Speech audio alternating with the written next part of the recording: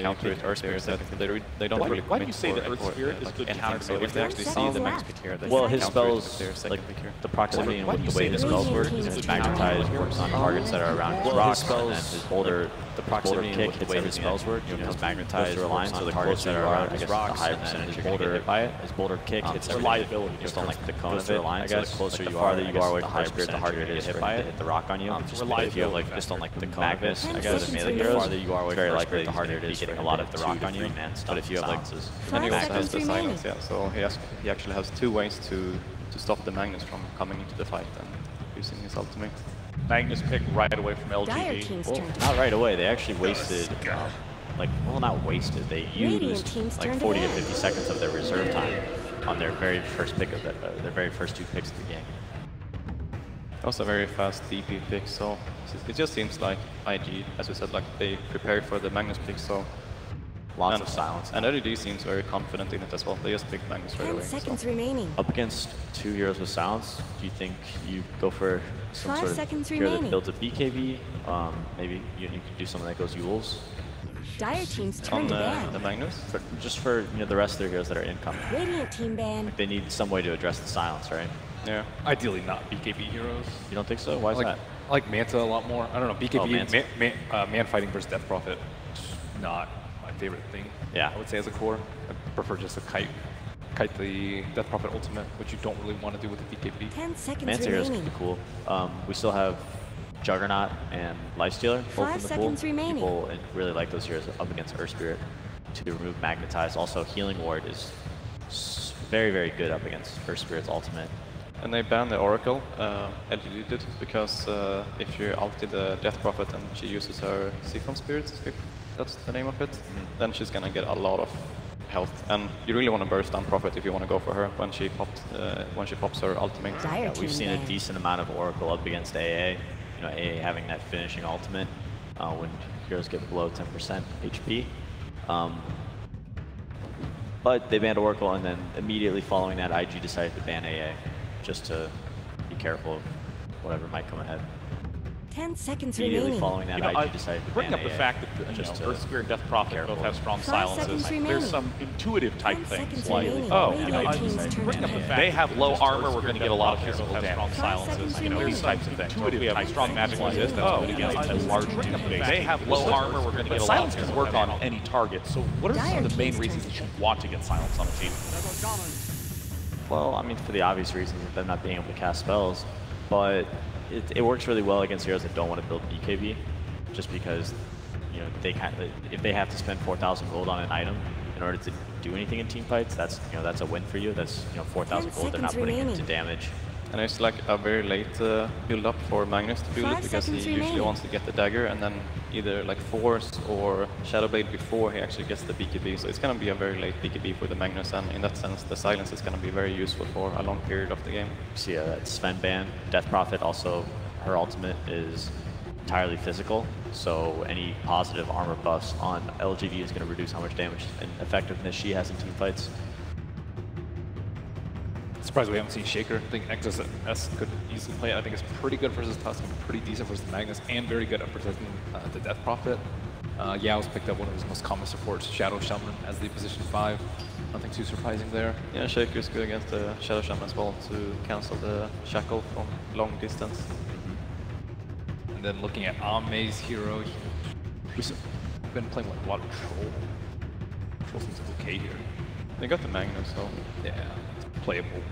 If people are going to pick Troll, I'd really prefer them to wait until they see what kind of core matchup they're in. Their hero has some pretty big flaws. Let's see. We have Shadow Shaman for Yao. He played it a bit the other day, and they have all this team fight, and they just kind of sit behind Yao, and he runs in almost like this sacrificial lamb who drops wards and hides behind trees while they kill buildings. It almost forces IG to fight them, or they just give up their towers. Yeah, there's something that Bulba noted yesterday backstage, that looking at a lot of these lineups, the ones that have lots of big, different threats are doing very well. Obviously, Magnus has the Blink RP to set up huge team fights. Shadow Shaman, if left alone, he can throw down wards and knock down towers while you're not looking.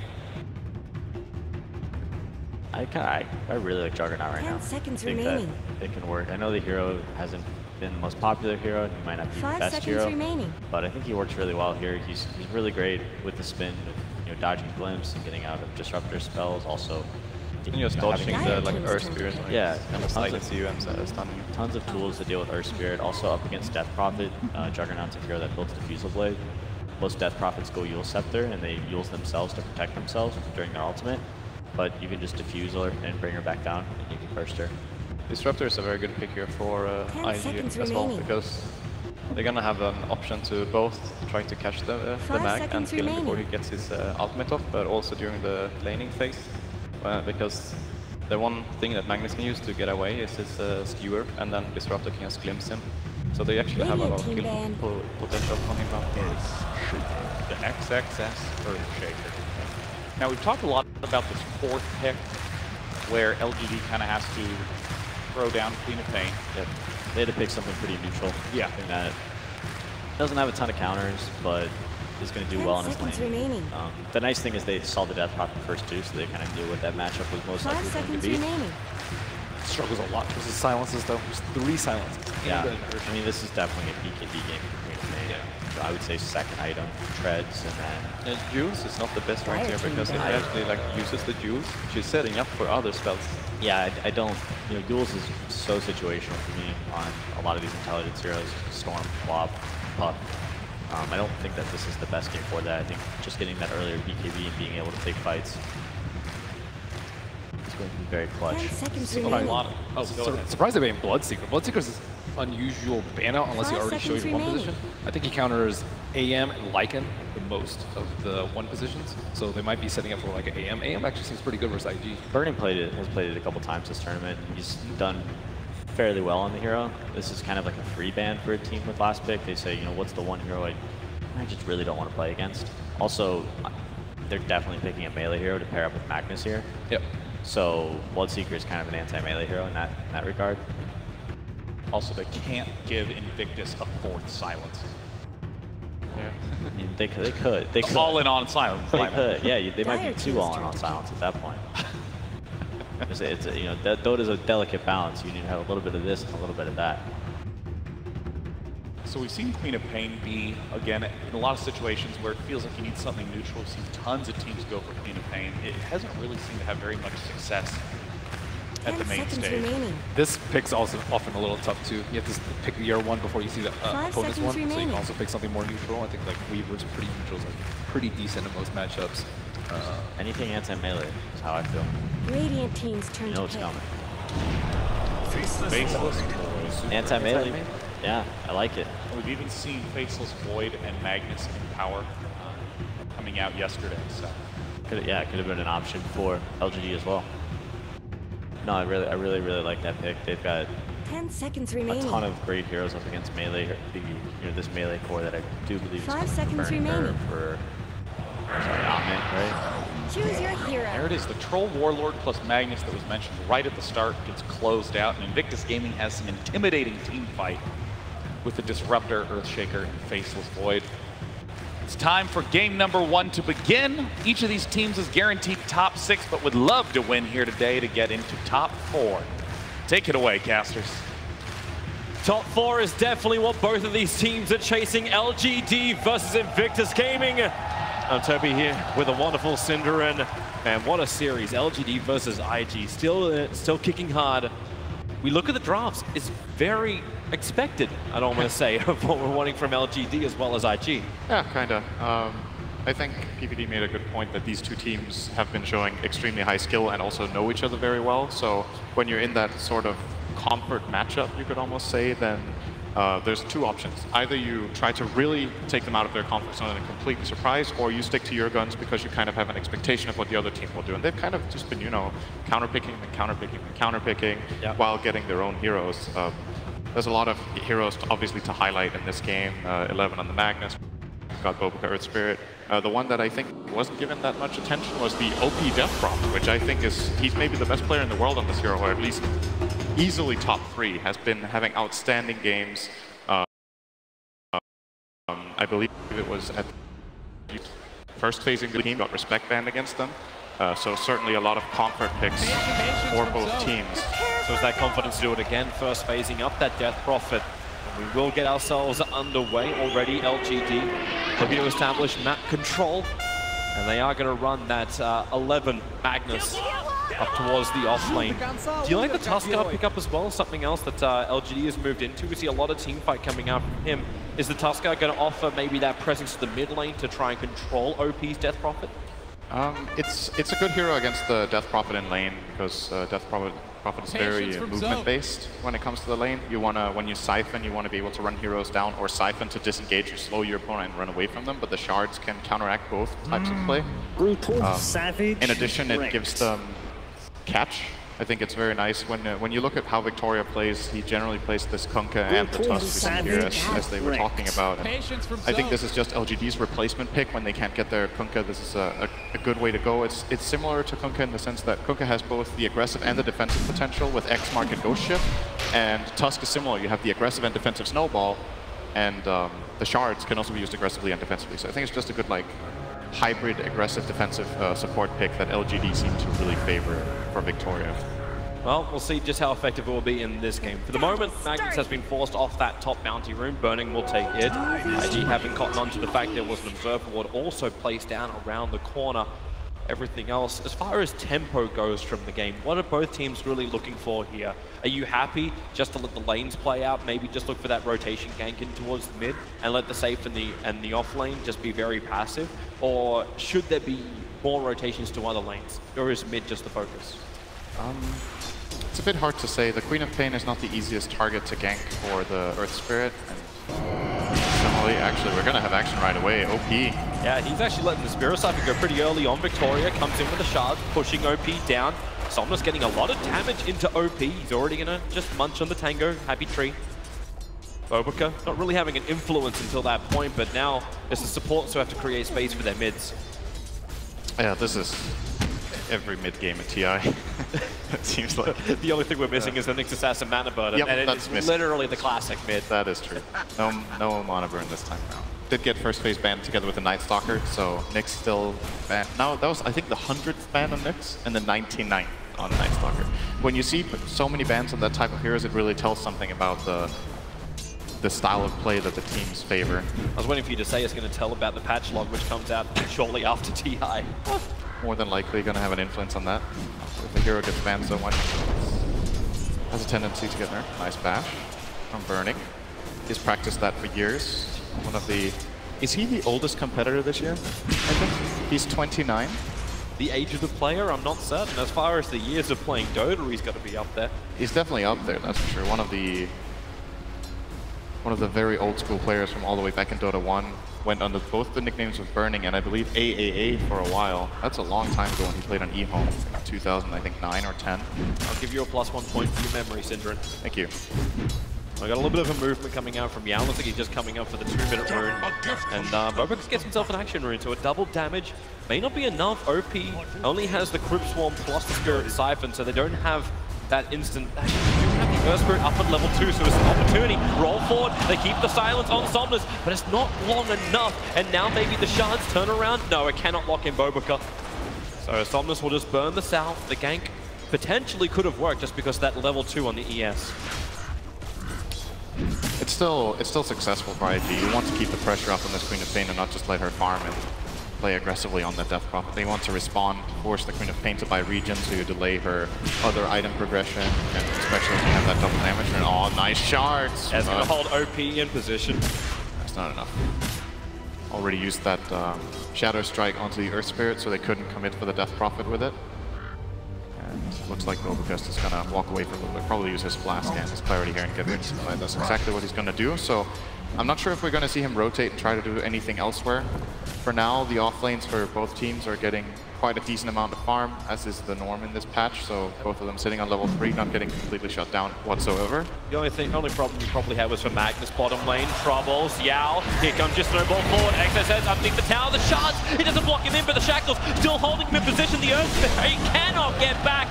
Not far enough into the safety of the tier 1 tower. So LGD claim the first blood on the off-lane Earthshaker. Meanwhile in mid, there goes your silence once more onto the Queen of Pain. And she has enough life to to get back to the tier 1 without forcing the blink. That Divine Edge is a pack of tangos, and he's munching through all of them, I think, here. This aggression, so the bottle is getting quite a bit delayed. Seeing me maybe going for this thing that has become a lot more normal in recent times, going the double null talisman before the blink, or sorry, the bottle, so that he can contest in CS, having a little bit of extra mana and health damage output. It looks like the bottle will be coming out for OP though, so he's opting for that more. I mean, I'm not completely sure what the ratios are right now of what mid players do, but I feel like we're seeing more double null than null into bottle. But with DP, of course, if you have this head start, it's very nice. There's a lot of runes that are very good on DP. Arcane is one of the best ones, especially into the later portion of the game. Not so good right now. No, but at least having the bottle, controlling the runes with Bobica, lets them bring Bobica back up to full health and mana, who's now going to be just hiding in trees. Victoria walks past him, says hello, so they can at least shake hands with the moment. Bobica, it's like he still wants a rolling boulder forward. Somnus will be able to catch him. Shadow Strike is down. He has Scream at level 2, but with OP there is no way Somnus can commit into the Earth Spirit. And he's going to use this Arcane Rune to get that Siphon off of that nuke, and it's very low mana cost, obviously. I think it's pretty important for OP to have this rune right now. When I look at this mid lane is going way more the Queen of Pain's way than I thought it would. He is so far up on denies. 16 denies with the Queen to the 4 of Death Prophet has actually given Somnus more or less a full level advantage in this mid lane with both of the supports helping out. That's good news for LGD. Getting that fast level 6 on Queen before Death Prophet gets her levels up allows you to go for that key kill in the mid lane that very often swings the game a lot. Yep, and if Death Prophet starts falling behind, if it's Invictus Gaming playing reactionary, then they can't look to use their combinations either. And we can always think about like that big combination that IG have. If you get a good Chronosphere with all the damage that will come out from Exorcism, and you've also got your Echo Slam, your control from Disruptor as well, they're all finding levels on the supports. Just these teams simmering and not wanting to really open up just yet. LGD is getting a small advantage across the map, 1,000 in gold, 600 in experience. It's a small amount, it just means their lanes are going slightly better than IG's. And that's very good for LGD when you also have this Magnus, because what has a tendency of defeating Magnus lineups a lot of the time. Actually, wait a second, Victoria, the roll missed though, so they're not going to commit. When it comes to Magnus lineups, the way we often see them lose is either that the Magnus team gets pressured really hard early on and gets pushed before Magnus's Empower starts really kicking in and giving his cores farm, or that you have the late game carries that can deal with this RP and melee cores. And looking across the board, I think IG would have liked to have a bit more success early on in terms of just raw laning power. LGD have drafted very well around that. All 3 of their lanes are doing very, very well here. Yep, they're just counting their time until the right moment. Are they able to harass that bottom tier 1 tower quite heavily? This is with the catapult wave and is forcing an extra TP. This Disruptor coming down, rolling boulder. Able to connect on the Troll Warlord. Yao and Victoria's here, but Victoria can't get in straight away. That Earth Spirit kick doesn't work for the shot! Massively on the money! XSS, at least he can stun to create a little bit of space, but he will not survive. LGD, huge kills. And the pressure on the tower will actually make this easier for Arme to finish the job and bring down that first tier 1. This is one of the biggest strengths of Troll Warlord. In this early laning stage, he is extremely tanky. 13 armor. The first point in Berserker's Rage gives 6 armor. He wants to go this Ring of Aquila build. So IG, I think kind of naive even trying for that kill. They TP down the Disruptor, who's level 4. These heroes combining their spells don't have the damage until Shaker's level 6. And a bit of an assessment mistake there, giving LGD some very nice kills. Victoria in the right place at the right time. There was again, kind of that hybrid play with Tusk that was both aggressive and defensive at the same time. He saved the troll and gave them 2 kills with those ice shards. They're going to go again. Victoria, here comes the shards forward, locking in the Earthshaker Q. What can you really do here? Puts up a wall, the fissure, stunning and keeping the Troll Warlord at least away from the Earthshaker, and OP reinforcements have arrived. The Death Prophet wants to fight, they're going to get it. The Glimpse dragging Troll back into the Spirit Siphon, plus the Exorcism damage. It'll be more than enough to bring down Arme. And with this, now it's going to be Invictus Gaming to push the other way on bottom lane and attack that tier 1 tower. This was a lot better. That was a great rotation, bringing down these heroes, using the X's aggressively like this. I think maybe a necessity for OP as well to get out of mid for a little bit, because maybe it's dominating him so hard. This kind of play puts his hero to good use while he's getting out leveled in mid. At least he secures that bottom tower. And now Shaker's going to TP into mid to try and protect this against the aggression of Somnus and Victoria. So IG get on the board, getting the first tower of the game and a little bit of a kill to boot. They do, but LGD are looking for a rebuttal. So they send Ame up to the top lane to attack it for the tier 1 tower. As you said, that mid lane was taking considerable amounts of damage. Victus Gaming do hold them back for the moment. But IG's teamfight's going to get better. You have Chronosphere up for burning. You have the phase boots, at least for the movement speed of OP. When it comes to those teamfights, very critical for him to be in the right place. Obrika, maybe not the greatest thing for him. Like, he's probably the weakest point of IG at the moment. Only now going to hit level 4, soaking up the experience in the mid. This is something we see from Earth Spirits in quite a few games. It's a bit uncharacteristic for Boboka because he has this like X factor on the hero, just a tendency to find these early kills. But in this game, I think he's a bit lineup limited in what he can do. There is no good lane to gank for him. Killing Troll with this hero is almost impossible. Killing Queen of Pain is very difficult when your mid laner is a Death Prophet. And in the top lane, maybe they could have found a pick on this Magnus if they combined their spells very nicely, but it's not the easiest either. So he's going to be a little bit slow here. This does happen sometimes to Earth Spirit. The main thing is finding level 6. Then even if your early game is slow, you can get that one great team fight with Magnetize, and then all of a sudden your hero looks like it never had a bad early game. Still waiting for that team fight from LGD. You have Magnus. He currently went for a 4-2-1 build, so just focused on heavy farming for the moment. Does have the arcane boots. Needs that last critical item for the team fight, which is the Blink Dagger. And IG is a very non-invasive from both sides. They're not contesting any parts of the jungle for either side. It's pretty much everyone's got this almost ceasefire agreement. You're allowed to farm, and then we'll take a tier 1. Okay, then you take our tier 1 tower. Straight trade-off. We understand the rhythm of the game. But someone's going to change the beat. And LGD, under this smoke gank, maybe they can do exactly that. Well, this slow-paced game is certainly favoring LGD right now. They're getting through that difficult, or the hardest stage of the game, arguably, for Magnus. He's just been left to free farm. He's been giving Troll and power multiple times, so the farm is just flowing in for LGD. And 11 will not skill his RP for quite a while, probably just get 4 in power, even his talent. Perfect observer was going to see him. Victoria starts with the shot, just wants to block him off. Able to do so, Queen of Pain moving forward. The Fissure buys a little bit of time. They've done a lot of mana in XXS, but LGD backing off the fight. They really didn't want that. Meanwhile, mid lane is OP attacking with the Exorcism, eating into the tower. They've got the Chronosphere for cover. They've got a Catapult behind them. Not to mention, all 5 heroes from Invictus Gaming have gravitated towards that mid lane. Cute little ghost fishies. Getting the tower. It's so weird to me. This cosmetic is weird. Have you got something against fish? No, not at all. It's just, she calls them her sisters. It's weird. Have you got something against female fish? I mean, I don't want to go there with this. Let's not make it gender. Oh. Bottom lane, yeah, comes forward. He's already moved down far enough. He won't be able to avoid the kick from Boboka. Goes for a quick hex. The wall is up, so he knows he can't go anywhere apart from just eat the shocking. Shackles was available, but doesn't use him. So IG rotate, they do find a kill. But while all this is happening, you've still got Somnus farming up the top lane. Everyone else has gone either into the jungle, into Ancients. Victoria's considering going on OP in the mid, but Armane's got other thoughts, looking for the double damage rune in bottom, but he's not even going for that. In fact, it's going to be into the bottle of OP. We've actually seen surprisingly little stacking from LGD, maybe even none. This Troll with Empower can farm quad stacks of Ancients very easily on level 9, just having this blind from the Whirling Axis. It's a 4-second, 60% miss chance, and you cleave down these Ancients very fast, but they haven't actually been stacking for him that much. Maybe I missed a stack on the right Ancient camp, but it doesn't look like it actually. He already killed the big dragon there, and he's like, whatever, I'll go for the other camp for some reason. They could have probably amplified Ame a lot more than they have by just stacking a bit more. When you have this slow of a game, it's not that difficult for the supports to just make that little sidestep and stack a camp or two, but they've been protecting their cores more than anything with both the Shaman and the Tusk, and this aggressive move looks like it's successful in mid. The Serpent Wards will take this tower, goes the way of Yao. Just wisely read by Yao, understanding that none of the cores from IG were there, especially the cores which can deal with mass Serpent Wards, which really are not that many.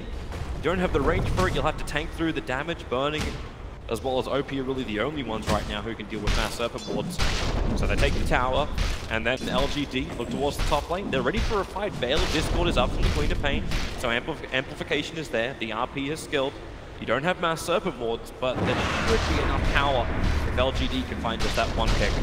I think LGD still just want to wait for the blink, you know? Why not? Keep farming, keep building up this troll and this mag. As long as IG aren't bringing on the aggression, I'm with LGD for this game, with the pace it's having right now. Just allow the farm to continue. Yep. Their gold lead is continuing to stretch bit by bit. It's just shy of 3,000 at the moment, just shy of 4K in the experience. So, yeah, LGD are happy to accept the status quo. There's still good farm coming in for IG though. It's not all this Magnus and power, and now it's gonna start to ramp up now that he has the level 4 in power, and the natural like movement speed of the heroes is increasing. The troll is going for that Yasha, so he's going to be able to traverse the map quicker and accelerate his farm. But so far, Burning has been doing a good job keeping up with this troll more or less. He's about 700 gold behind right now, which I think is definitely admirable under the circumstances of the game. 11 bodies point dagger. Yep. It's just that group up. You've got smoke over on Yao. So if LGD want to look for a fight, they can do so. But is it still wise to do it? Like, you've got that blink dagger, you've got the timing right, but at the same time Invictus Gaming, they get their moment. They actually get the blink dagger for the Urshiga coming on the courier. And neither team knows. They smoke out of range of the Observer Ward. Maybe they saw him get it delivered, actually. 11, I think, might have got the blink dagger under that dire ward. They could have seen it, but the Radiant surely doesn't know that XXS has his. He is smoked up. They didn't see it. They definitely didn't see it. XXS now coming forward, looking for that blink echo. Who's he gonna find? Right now, the echo slam. It doesn't get the sound of the troll. Warlord, you can still get Q's ulti out, however, but the damage, the troll standing his ground. Snowball can pick him up and drag him forward. They're gonna find the kill already. Flipping the Earthshaker like an omelet into Bobakar as well. LGD really not being punished when they get caught out. You can at least put down the Chronosphere, combining with the X's, but Yao holding OP in position. They need space with the RP. LGD! They already thought they had themselves a good fight. They end up claiming 4 hero kills. I'm really surprised they tried to go for that. Like, it looked like a good chrono into DP ulti, and they do get that 1 kill on the Tusk, but they were kind of just going in 2-on-5. Disruptor was already forced out of the fight after getting his Static Storm down. They didn't get that kill, and the troll once again just a bit too tanky. That Echo Slam has to connect first. And instead of going for a mini blink there, the Shaker tried to melee Echo Slam, but he was a little bit out of range. Then he has to blink to get the Enchant Totem, and that creates the distance for trolls. We're going to see it here. The Echo actually, I think it missed completely. It did. Now he gets in, gets the Fissure, and that little bit of damage is what they were lacking. Troll turns around, starts hitting with that high life steal, and Victoria brings him in with the Snowball. Again, that both defensive and aggressive play at the same time with the Snowball this time around is going to put LGD in a great position. Now they have the Aegis and a 5k advantage. That really is the sweet spot for LGD. Exactly what they wanted to do. Their first team fight, the reveals of the Blink Daggers. Invictus Gaming not getting what they want. They have to wait until you get Echo Slam back off cooldown before you have these big, long cooldown abilities. Another minute or so until you get both Void, Ulti, and Exorcism back. That's a good point about the Dire lineup. It's very cooldown reliant. The Radiant obviously have some key cooldowns as well in the RP and the Sonic Wave, but outside of those, when you look across the lineups, it seems like the key cooldowns are more integral to the success of the Dire teams. Just plays around the map than the Radiant. So whenever these fights happen, LGD are going to feel confident to both farm aggressively and push towers. And with the Aegis, it's going to be no problem whatsoever for Ame to just walk down this right side of the map. Look at his net worth right now compared to everyone else in the game. 9.5k. He's a full 2.5 grand in front of the Faceless Void. You said it was good only team fight and Empower before. Good team fight and Empower, and there you go. So Sanjin Yasha, Master Madness Phase Boots, minute 17. This is really, really high farm. This is above his standard for Troll, for sure. LGD are now moving that Troll to the top lane. Burning, being forced out of his own jungle. He wants to be able to farm this, but thanks to the Observer Ward vision from LGD, they can see Invictus Gaming's movements around the mid-tier 2. They'll understand when IG also go into their jungle. But the easier way just to make that jungle more fearful, remove all of the outer towers on the top lane. Troll took this tower down in a matter of seconds with Empower, and he didn't even ulti. Just Empower and the Fervor stacking up. This is pretty bad news for IG. They're actually getting crushed after their own aggressive move. That backfired so hard that they lost complete control of the map. Here comes the fight again. LGD trying to keep that momentum and make it even bigger. It's the smoke move maneuver. As well, it can break. They don't find a target just yet, but top lane, it's gonna be the Earthshaker. RPM up, the solo flip. OP will arrive, but then again, you put the Mass Serpent Wards down. And Yao even caught the Earth Spirit. Bobica wanting to come and help. The Glimpse, he's just trying to get some space here. Q begins his TP, but it won't happen. Invictus Gaming are dropping like flies. And LGD, they can do no wrong. This is an absolute beatdown right now. This tier 2 tower is gone as well, and all of these IG teamfight abilities that you look at and you're like, this is a great teamfight lineup. It's just not happening. The lanes went well for LGD, the Queen of Pain and the Troll had good starts. They got that one good fight, and their lineup just is snowballing completely. Now the TP in from Bobica. Are they really going to be able to do this? The Troll Warlord, they're fighting up against the Earth Spirit. OP needs a big fight. Burning looking for the Chronosphere. They'll actually isolate Arme, but remember, he's got the Aegis Immortal.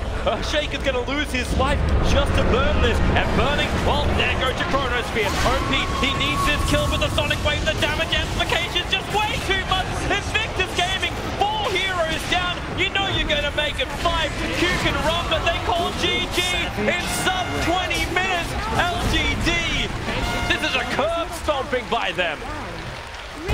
Man, this game's just over. Literally. I mean, what did... IG knew they were going to lose a lane of Rax there. And if you lose a lane of Rax 20 minutes in against a lineup with Magnus Troll, it's not...